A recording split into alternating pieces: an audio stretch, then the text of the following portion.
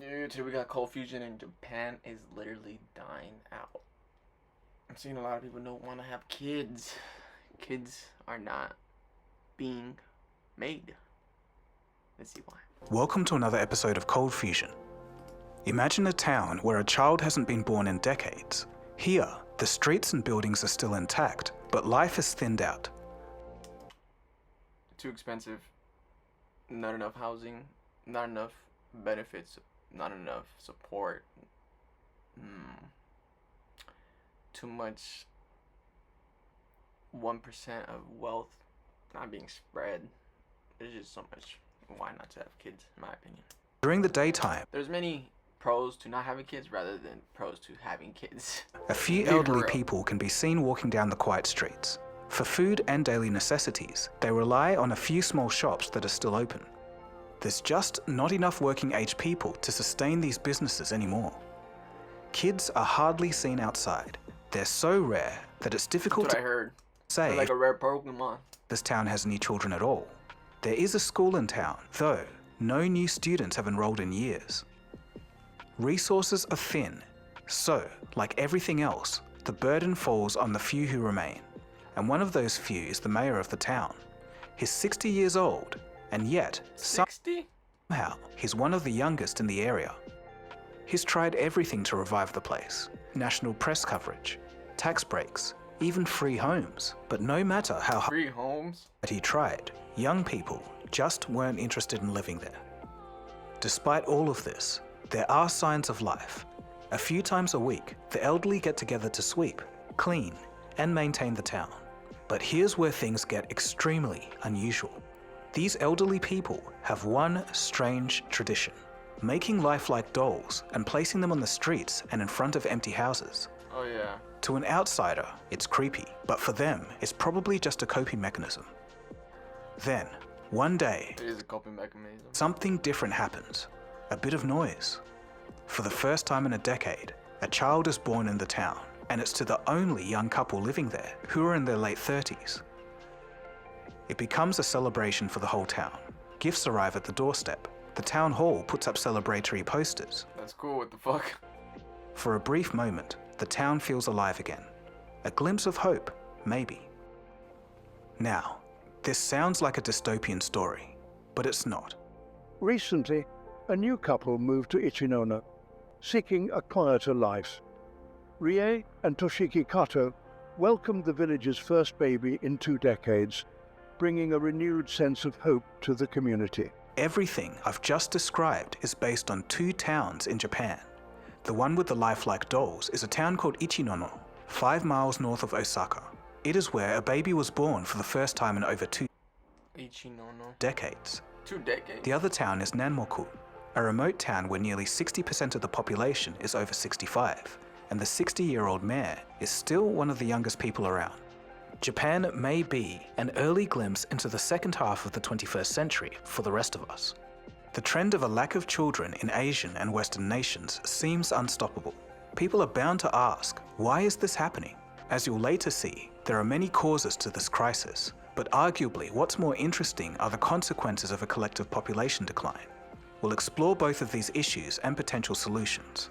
In fact, there is one clear and easy solution, but it comes with its own set of problems if done incorrectly. In this episode, we'll take a look at the ins and outs of the world's declining population. We'll start with Japan, and then we'll take a broader look. You are watching Cold Fusion TV.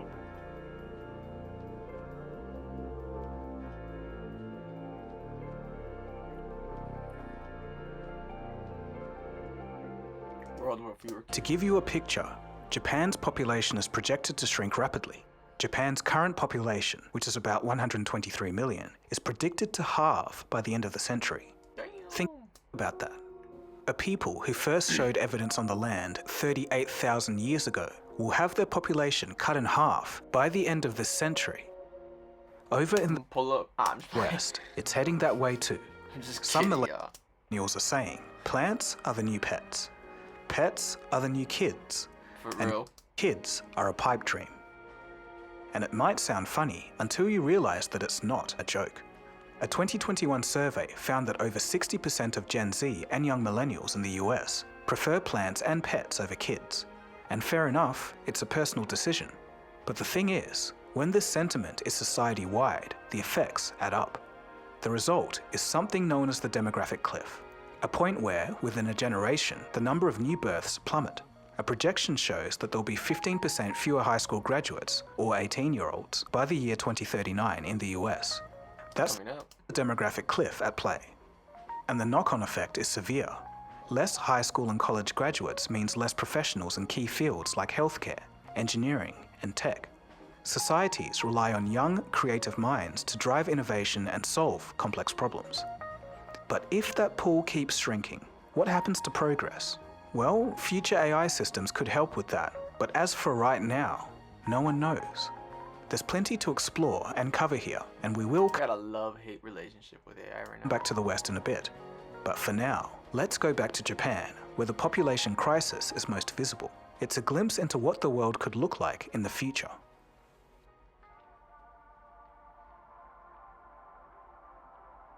The two Japanese towns that I described in the intro of this video aren't outliers.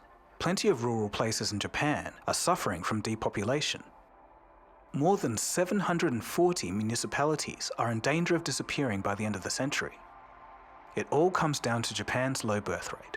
In 2024, the country recorded just 730,000 newborns.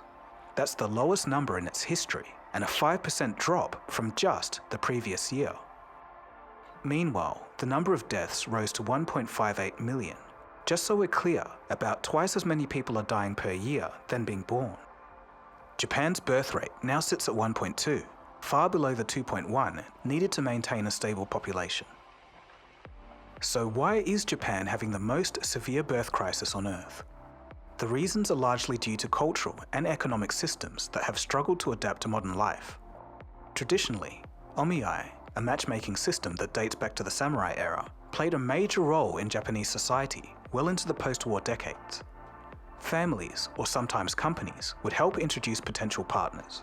The process often led to stable, timely unions. As a result, marriage and childbirth were not major concerns. But as Japan modernized, that system gradually faded, especially after the economic bubble burst in the 1990s. It's famously been dubbed Japan's lost decades. And since then, things have never been the same, and birth rates stayed low. I've made a whole entire episode on this topic. It's pretty interesting, so feel free to check it out after this. Today, Japanese women are better educated, more financially dependent, and far less willing to settle into conventional roles. Yet, societal expectations haven't kept up. This disconnect has created a generational tension. Young Japanese women have more freedom and ambition than ever before, but they're still up against a work culture defined by overwork and outdated gender roles in society. As a result, many are choosing not to have children at all. And men too face intense pressure from Japan's work culture. It's not uncommon for people to push themselves far beyond their limits to the point of collapse or even death. To drive this point home, there's even a Japanese word for it called karoshi, which literally means death from overwork. A surge in work-related deaths is forcing Japan to take a hard look at its office culture. CBS News Radio's Lucy Kraft has more from 2,000 work-related suicides. Tokyo. Years after losing his son, Itsuo Sekigawa is still in shock, grief-stricken and angry. Straight out of college in 2009, his son Satoshi proudly joined a prestigious manufacturer, but within a year, he was dead. Investigators said the stress of working extreme hours drove him to take his own life. The young engineer fell victim to the Japanese phenomenon of karoshi, or death from overwork. An early day for him was going home at 9 p.m., his father says. If work wasn't finished, he'd stay until midnight. Damn. Young women are just as vulnerable. This month, state broadcaster NHK revealed one of its reporters, 31-year-old Miwa Sato, had died from heart failure after working near 14-hour days. It took 4 years for NHK to announce Sato's death. Her parents accused the network of a cover-up. Damn, that's fucked.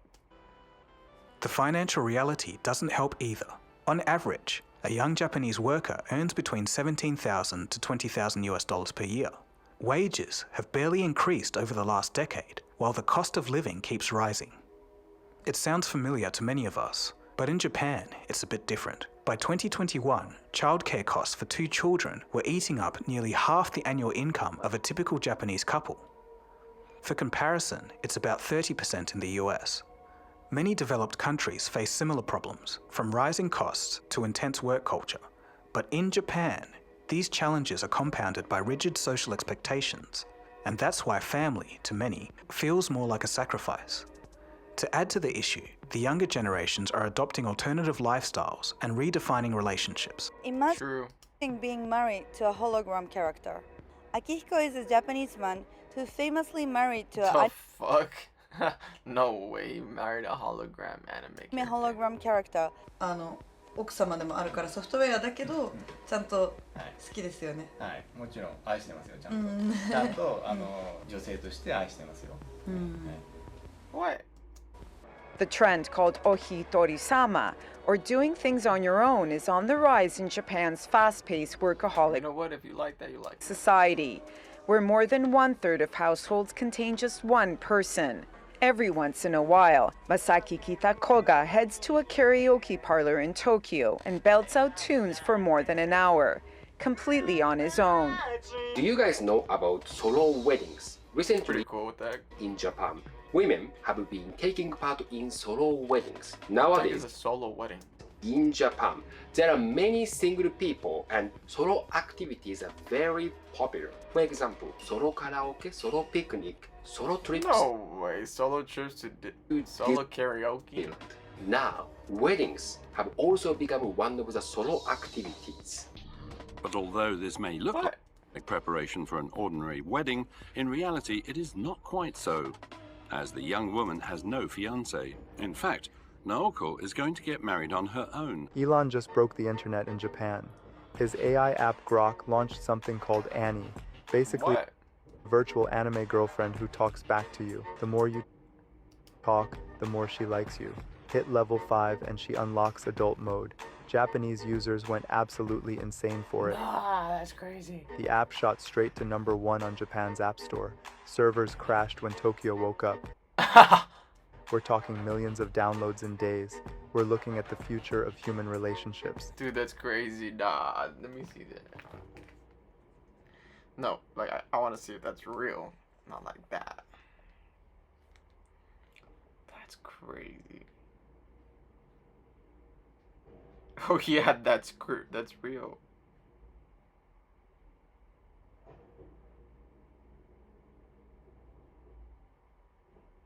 Hey, that's funny. I'm gonna make an animated version of myself. So I'm gonna make it.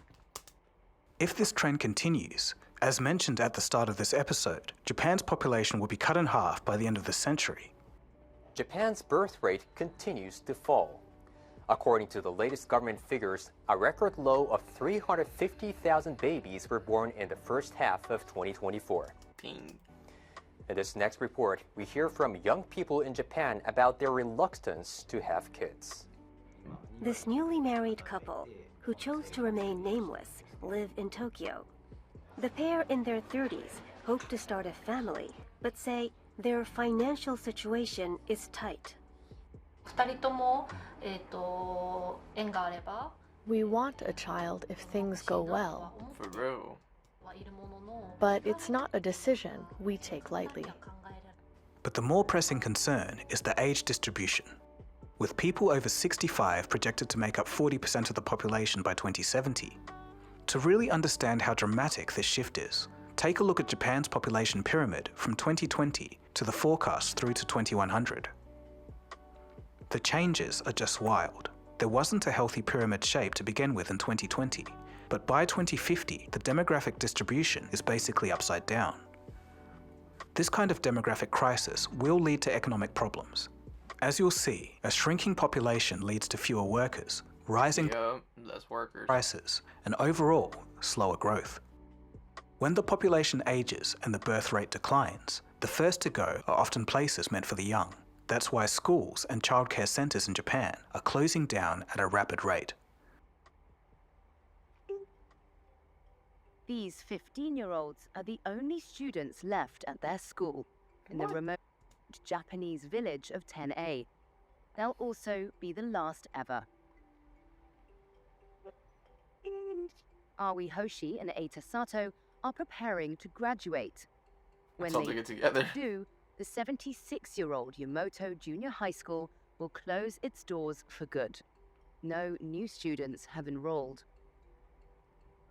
お姉ちゃんもこの学校で自分の学校で、弟はこの学校に通ってなんかしたりとかするんだろうなと思ってたんですけど、なんかそれができないっていうか、そういうので、同じ学校に通えないんだっていうのがすごいショックが大きかったです。Empty classrooms like this are an increasingly common sight across Japan. As the country's population ages and the birth rate plunges faster than expected, school closures have picked up pace. Japan's government has been trying to tackle the demographic crisis. They see what's coming and they know it's not good. They rolled out financial incentives, tax cuts, and even matchmaking programs. But so far, nothing has worked. Now, almost reluctantly, the country is opening its doors to immigration. We'll touch on immigration and its consequences at the end of the episode. Also, just in case I'm misunderstood, my family and I are immigrants to Australia, so obviously I've got nothing against immigration if done well. But anyway, let's leave Japan for now and head back to the West, where the trend of not having kids is gaining popularity.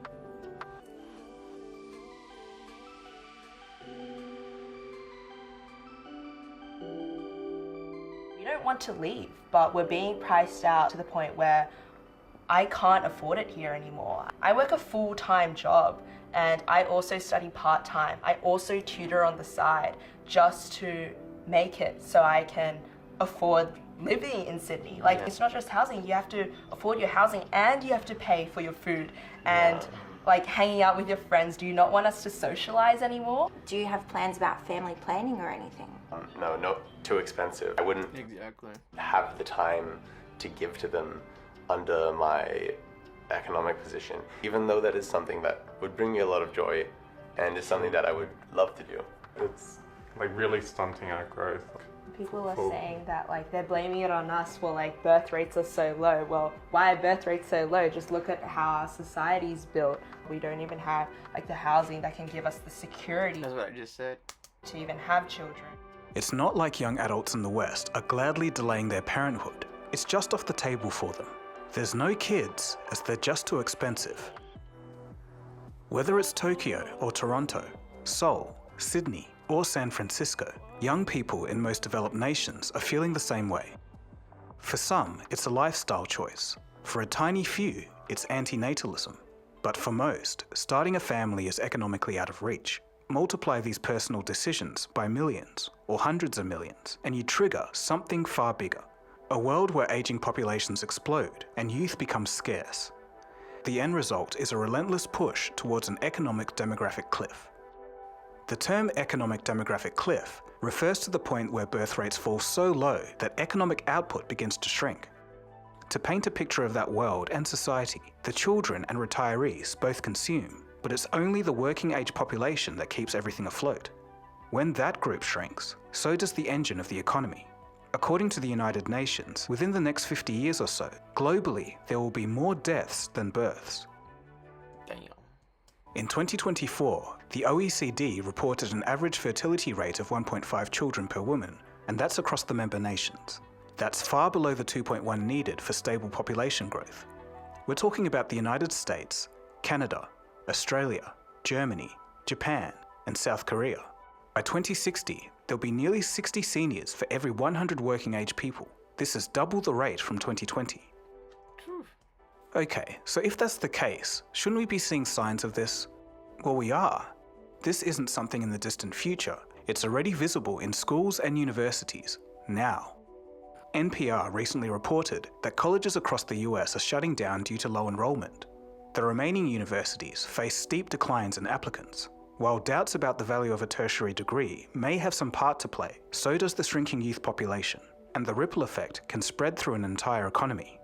So what kind of effects are we looking at? A study from the Bank of International Settlements analysed 150 years of data across 22 countries. The report found something interesting. Aging populations drive inflation. When dependents, both old and young, outnumber workers, prices trend upwards. Not immediately, but slowly and persistently. Economists call this low-frequency inflation. But besides inflation, there's a tax burden.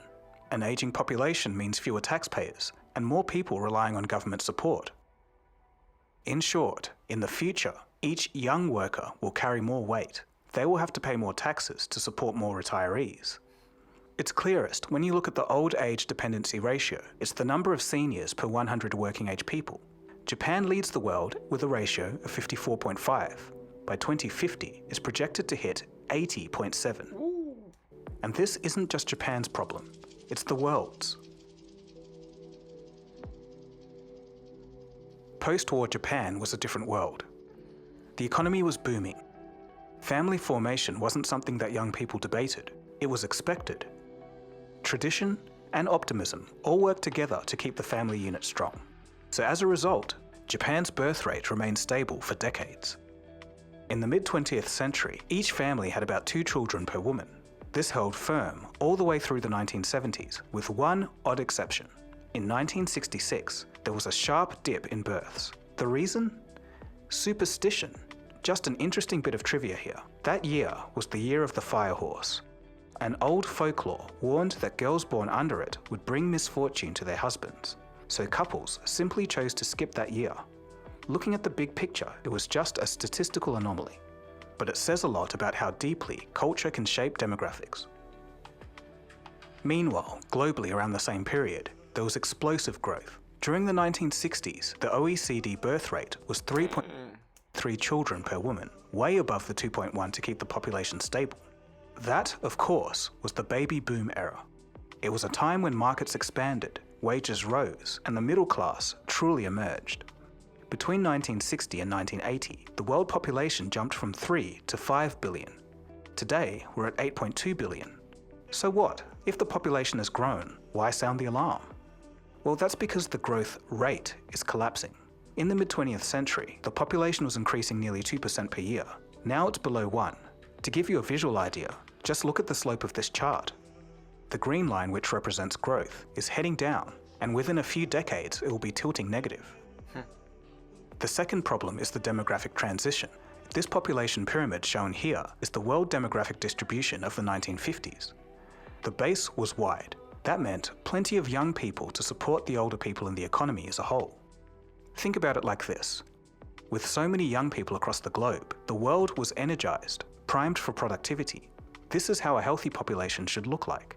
Fast forward to today, and it looks more like a dome than a pyramid. The midsection of the graph is swelling with middle and older-aged people. The younger working-age demographic doesn't stand out as much as it did in the 1950s. Right now, the current age distribution is only at the cusp of becoming a problem. But to look into the future a bit, let's take a look at the demography of South Korea. They're deep into this process.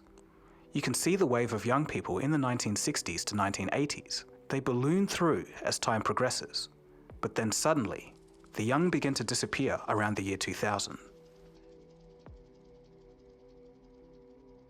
And it's not a coincidence.